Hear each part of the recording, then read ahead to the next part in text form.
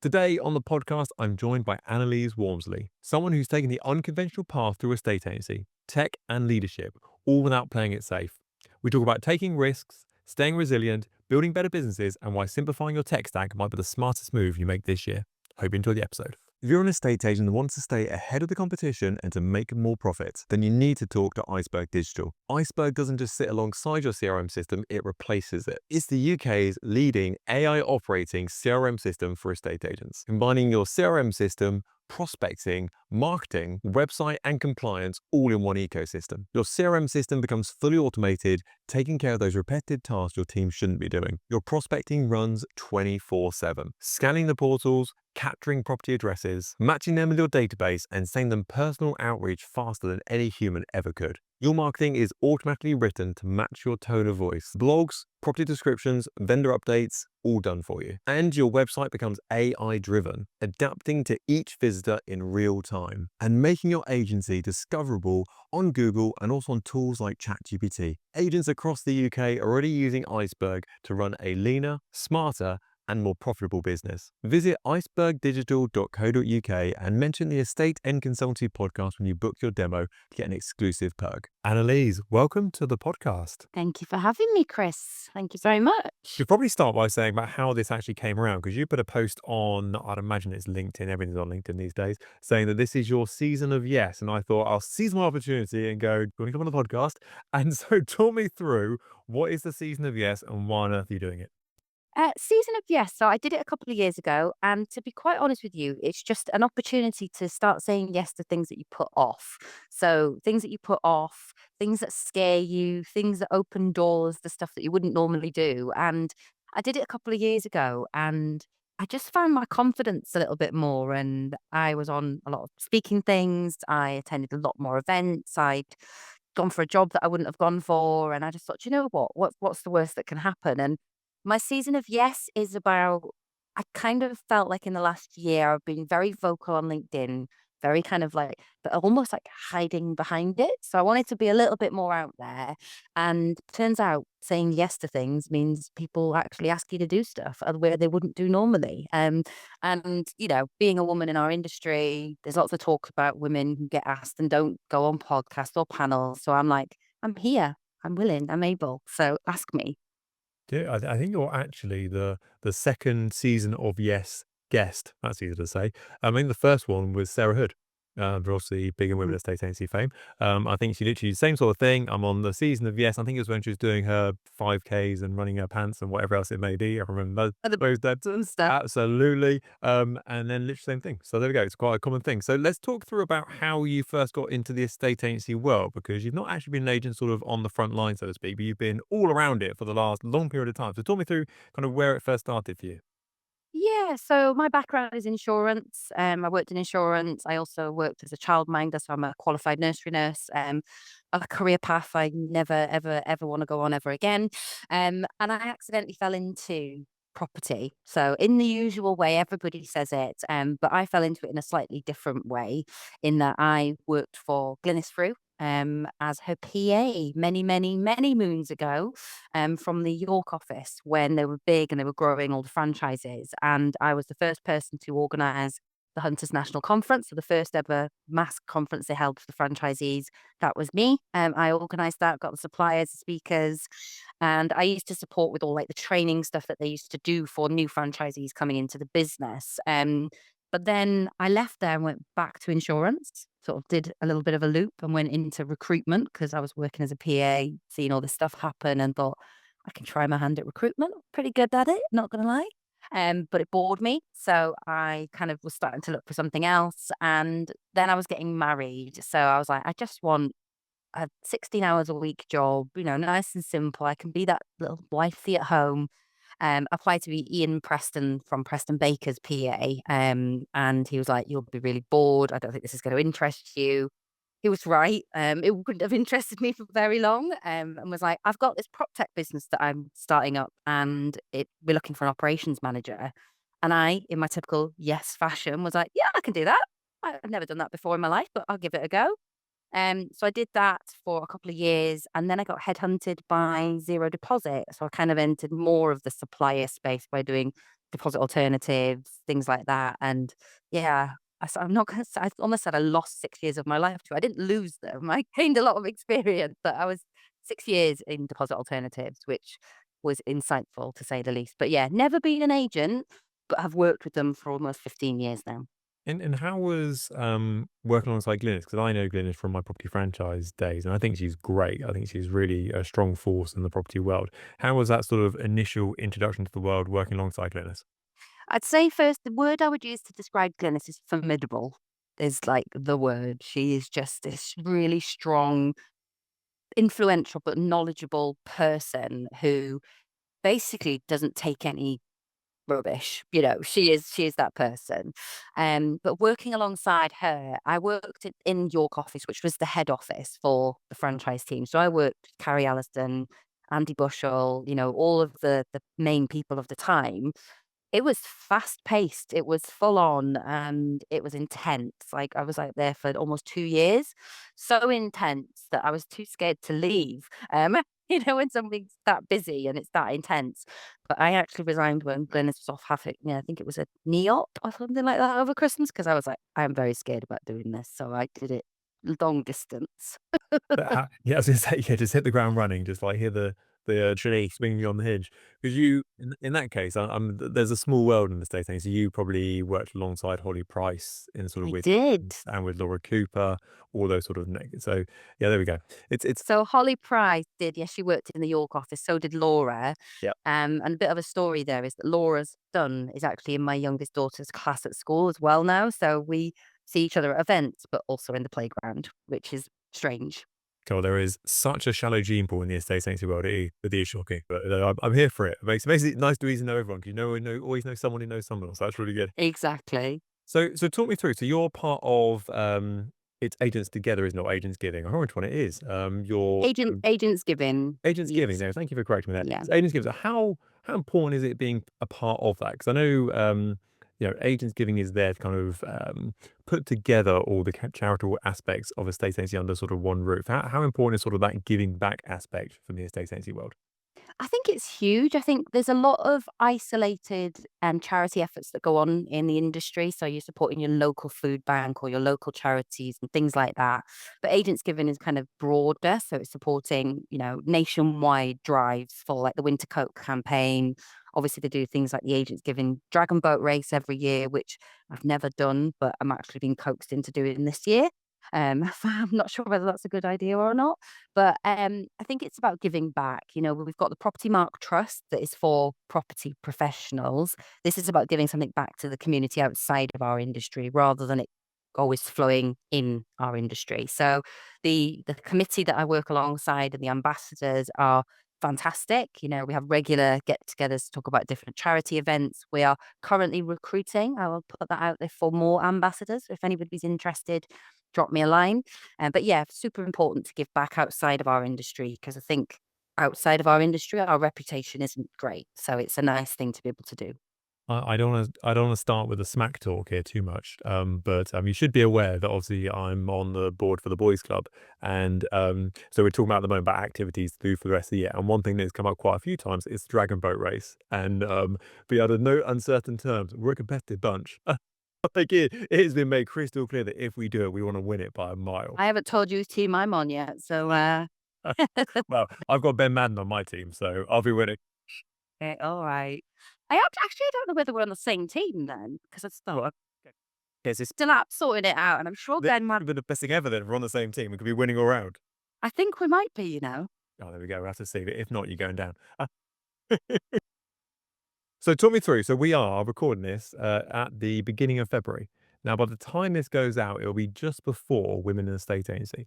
So you're a big part of Women in the State Agency. So talk me through why on earth do we need Women in the State Agency? What's the purpose of it? Oh, that's a big question. That is a very big question. I think it's got quite a few facets to why we need it. I think, first of all, it's about elevating the brilliant women that we have in our industry. We've got a fantastic group of senior leaders in our industry. We've also got a great group of individuals coming into our industry at that kind of early stage now of their career. And it's giving people that opportunity in the space to have a voice, to have an opinion in what I have seen historically as a very pale male stale industry where you go to an event and it's a room of suits or men in chinos. Uh, Oh, yeah, but Annalise has just described me to a T, just to be here. but it's so true. And I think that it's had huge momentum. The group is huge. There's a lot of positivity within that. But we're starting to see real life examples of it having an impact now in terms of women in leadership roles, in terms of the training and resources that are available because of these women who are leading the women in the state agency, shouting on behalf of the women and going, we want it, we want to be involved, we want a seat at the table. And they've never had that representation before. Personally, I think being part of that group and seeing what's happened in the conferences and everything else, it's unlike any other group I've ever seen or been in. You just talked about the boys' club. That's obviously has that place there. But the women in a state agency group has its place and it's grown so rapidly because it's needed. Mm. I remember But the that. conference, that's not a conference, by the way, not allowed to call it that, is going to be great. And I've enjoyed it every single year. I think, is it the fourth year they've done it? Fourth year? Third or Yeah. fourth? One of I those. should know that.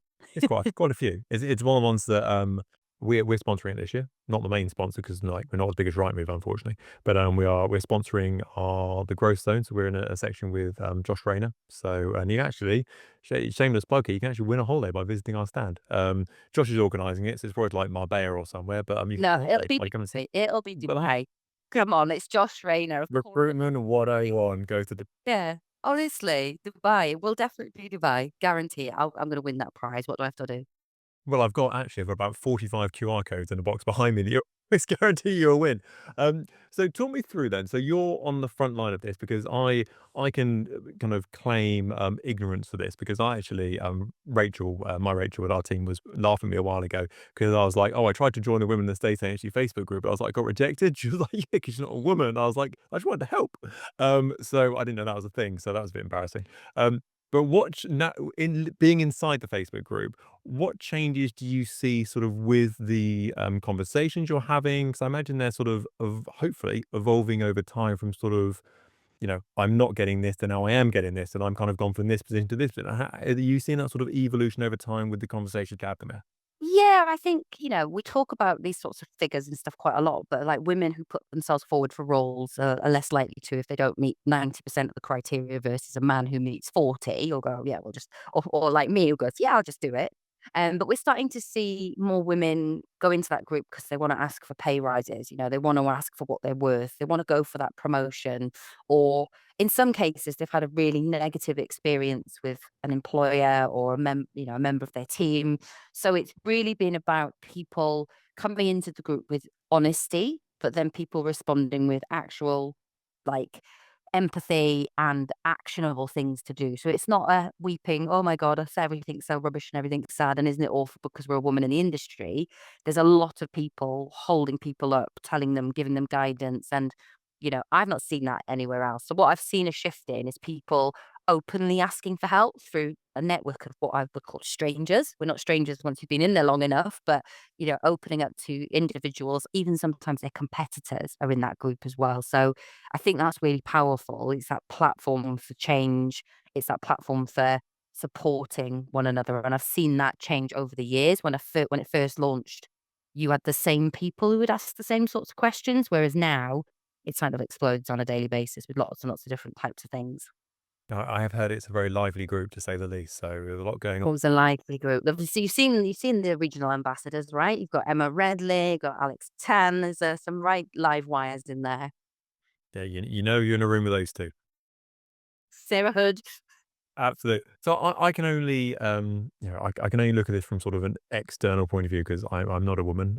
The beard is sometimes a giveaway, and I would look at it. I would go, even from a podcasting point of view, I like to have a diverse mix of men, women, whatever it may be on the podcast. I think you've got an interesting story, then you've kind of got a place on the podcast. I don't really care about gender or sex or whatever it may be. Like you've got a place, and I generally find that the guys that I ask, they're like, yeah, great, cool, like Mhm. no problem at all. Like, yeah, yeah, book me in sort of thing. Whereas with female guests, sometimes it's a bit more hesitancy. They kind of question whether they should be on it, whether they kind of deserve to be on it, whether it's like and it kind of, I don't say it becomes a thing, but it's kind of like it's a no unless I can make it into a yes sort of thing. But the guys are just like, yeah, all right, whatever, send us a link sort of thing, and go through it. Why do you think that is?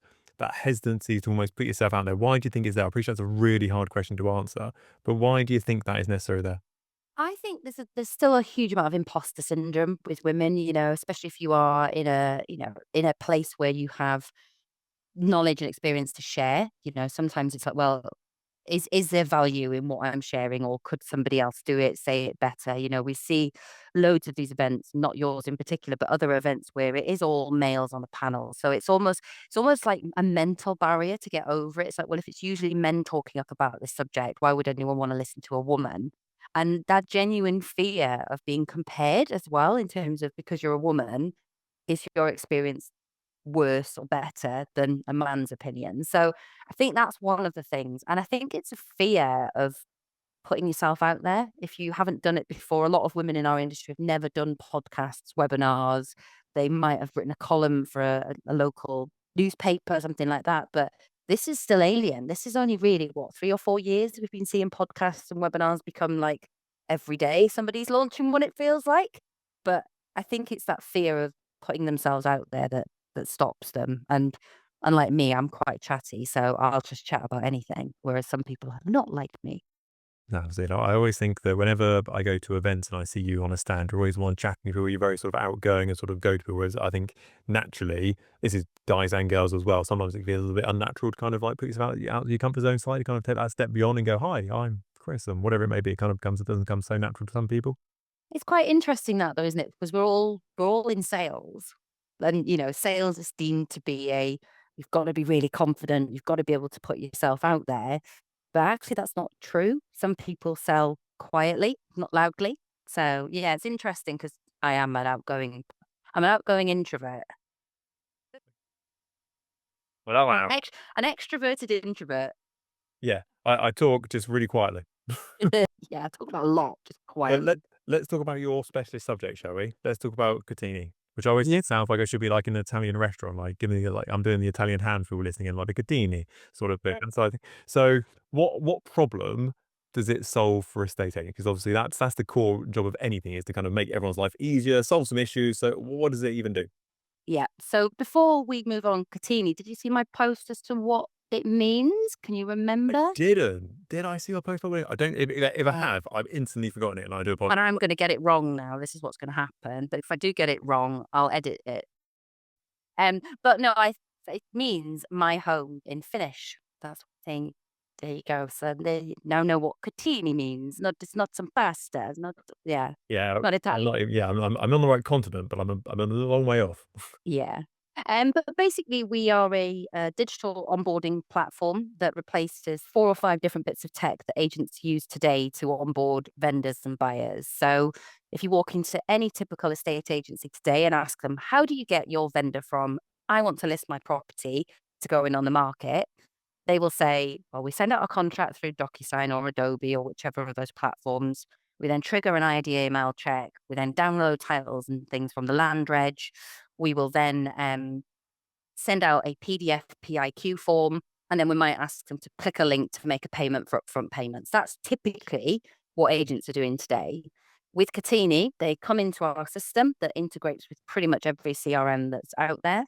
They trigger a link that goes to the client, and the client signs their terms of business, fills in their forms, does their ID check, makes any upfront payments, and that's all then pushed back to the CRM for the agent without them having to lift a finger or initiate any of those points of contact. So in front of that as well, it's a branded experience. So it's all branded to the agency. So the customer sees you, what they trust, who they've bought into. They see that brand through the journey. And we see an uplift of around 35% of clients completing or going into that journey when they see that agent's brand front and center rather than a third party solution provider. And again, that's just a continuation of they've seen your brand, they said that they want to instruct you. What they're really doing then is continuing that conversation with you online. But genuinely, it's for agents that look at it, they actually say in my demos, it's a no-brainer. I don't know why every agent isn't using this. And we've got direct sound bites that we can share with people. But proof is just have a look at it. Most agents are too busy to have a look, but this is genuinely going to save you time, probably about 2 hours per transaction.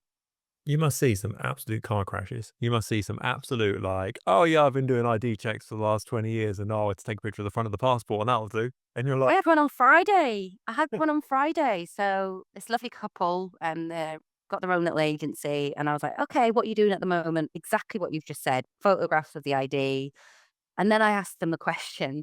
So what do you do for titles? How do you get the titles? And they're like, "Well, we don't." And I was like, "What do you mean? How do you verify proof of ownership?" "Oh, well, we just take."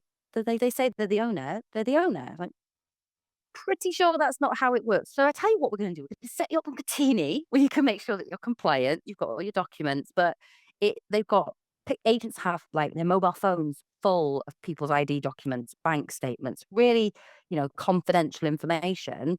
Just get a platform that does it all for you. Don't have your negs going out on their personal mobiles taking people's photos and passport documents. It's not compliant, guys. I'm nodding along because I can remember the stages, and I probably should admit to this.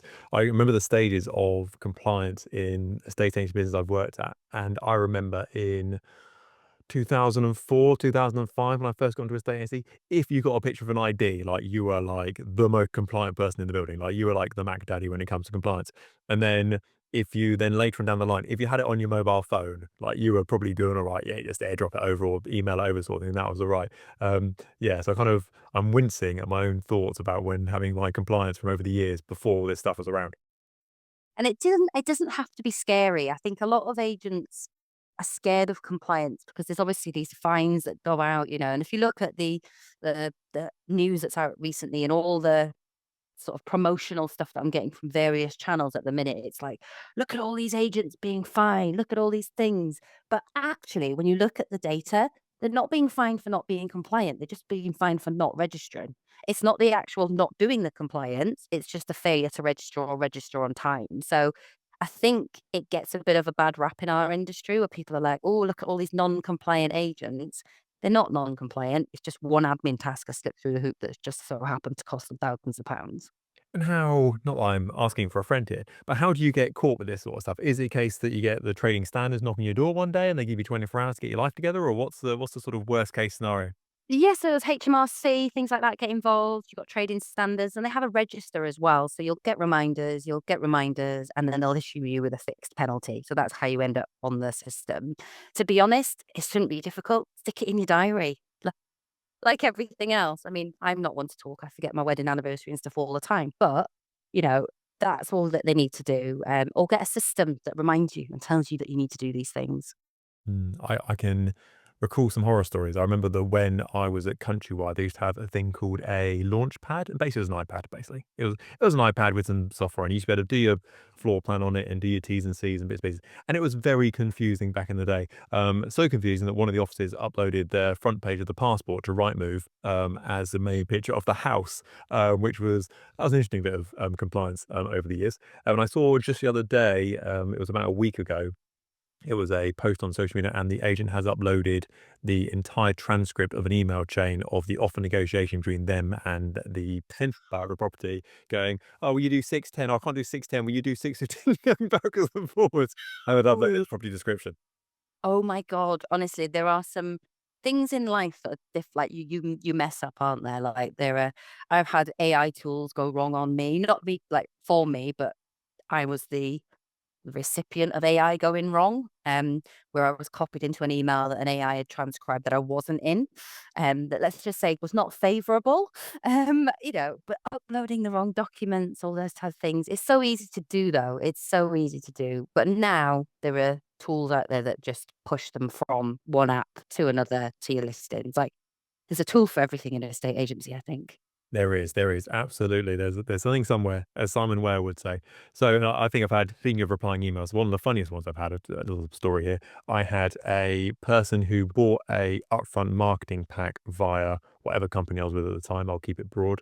And they then changed their mind. And it took such a long time for the company to refund this. As a nice guy, I thought, I'll just refund it myself. I'll go to the cash machine, I'll get the money out for you, and I'll give you the money, and I'll get it back via the head office sort of thing. Like, it would save you like a week of working out. Didn't have much money. I thought, what a nice thing for me to do. Yeah. What they didn't do is when they sent the email to their mum, pressed reply all, and which replied back to me, and they were like, "This bloody estate agent's doing this. He knows he's done something wrong." And I was like, "I've just offered to walk the cash register and get my own money to pay you back, so you can get money quicker, and you're slagging me behind Wow. my back." So I was like, "Forget about it." They're thinking about Reply all is dangerous sometimes, isn't it? Reply all. I always have like a I'm one of those people that I don't ever want to upset or annoy anyone. So whenever I'm sending an email to more than one person, I always check the recipient list at least twice because I'm like, what if I've added in Tom from this company instead of Tom from that one, or like cross-contaminated clients? And I'm just like, that sounds really awful, cross-contaminating clients, but you know what I mean? You're talking commercials, negotiations, very sensitive, and agents are very sensitive about these types of things. So it's yeah, I try my best to not make mistakes, but we're all human. We all do. absolutely. Well, when you've got a common name like Chris, trust me, you get some emails that are for other Chris's, I assure you, on a regular basis. I can imagine. Yeah, thankfully mine is a little bit more rare.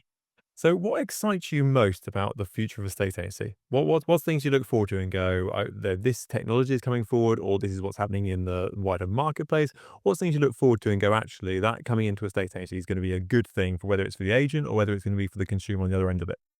I think digitization of the entire property transaction. So we are working with LMS, who are part of the National Property Transaction Network.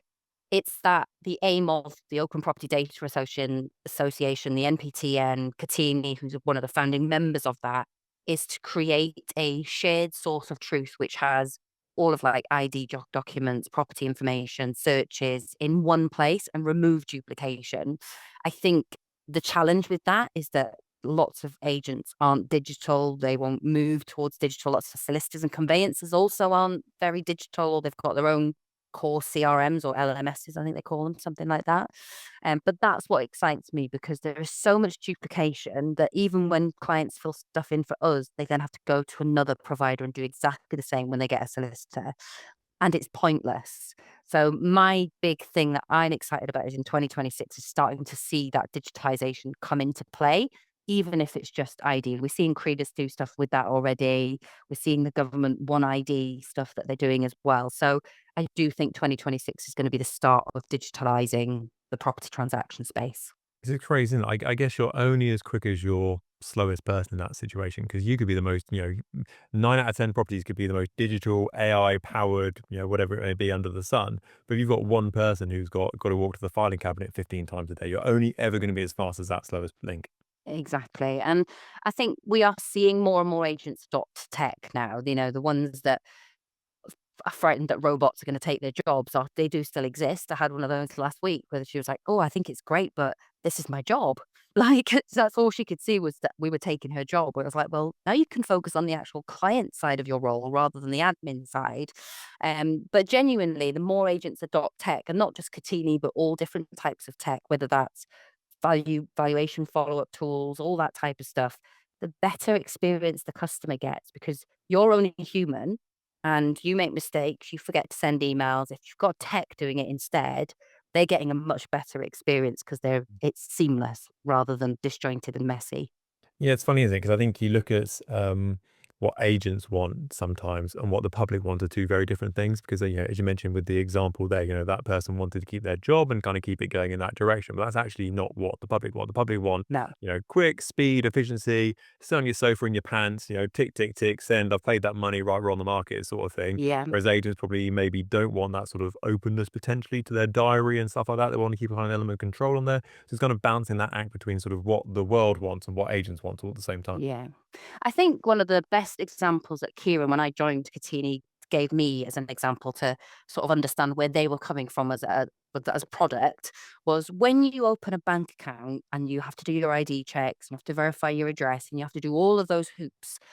At no point are you taken outside of that bank. You are on Barclays, NatWest, whichever bank you choose, and you do everything seamlessly online. Your card arrives in the post, your PIN comes, you can access your digital bank card straight away on your Apple Wallet, usually, and it's seamless.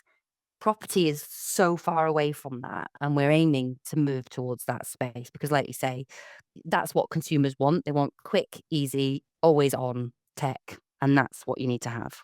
I remember when I opened up a Monzo bank account. This is probably quite a few years ago now. It's probably, I don't know, 4 or 5 years ago sort of thing. And, like, when the card came the next day, I was like, "What do you mean the bank card's come the next day?" There's an envelope. I was like, "Surely this takes, like, 6 weeks. Like, surely this takes a long time." But it's like, "No, comes the next day." And that's what the public want. I think that the amount of deals that fall out of bed down the line, just from the amount of time it takes, that people think, "Oh my god, are we gonna buy this house or am I gonna die first? Like, is it which one's gonna happen first there?" The amount of deals that fall out of bed because of that, that even if that got, I don't know, half seems very optimistic, but let's just say it takes 3 months to go through, which I don't think is ridiculous. Like, the amount of deals that actually go through, the amount of people that actually move house because they don't realize that, the amount of time it takes when you first set these things going. Yeah, and a lot of people either haven't sold a house in a long, long time, or they've never bought a house. One of the things that you might not know about Kotini was that before we launched Kotini as a B2B proposition, so for agency, we created a Facebook group called the First Time Buyers Group on Facebook, which was just there to help first time buyers answer questions, almost like a safe space that people could communicate in.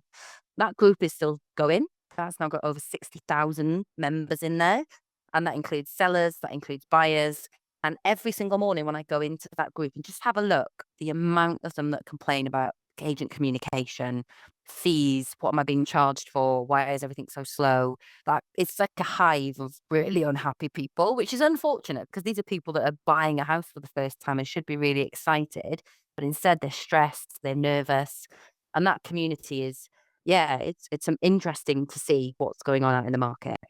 It's funny, isn't it? I think if you walked into average person in the street and said, "Here's £500,000, go spend it," you'd be like, "Woohoo! Like, best day of my life. Let's go absolutely splash the cash." But when it comes to buying a property with £500,000, you like, might as well bang your eyeballs with nails sort of thing, because it is such a painful process. Something that should be sort of fun, enjoyable, and next chapter, and we're getting a bigger house or our first house, or we're getting that bungalow we've always wanted. It should be sort of a nice sort of experience, but really it generally isn't.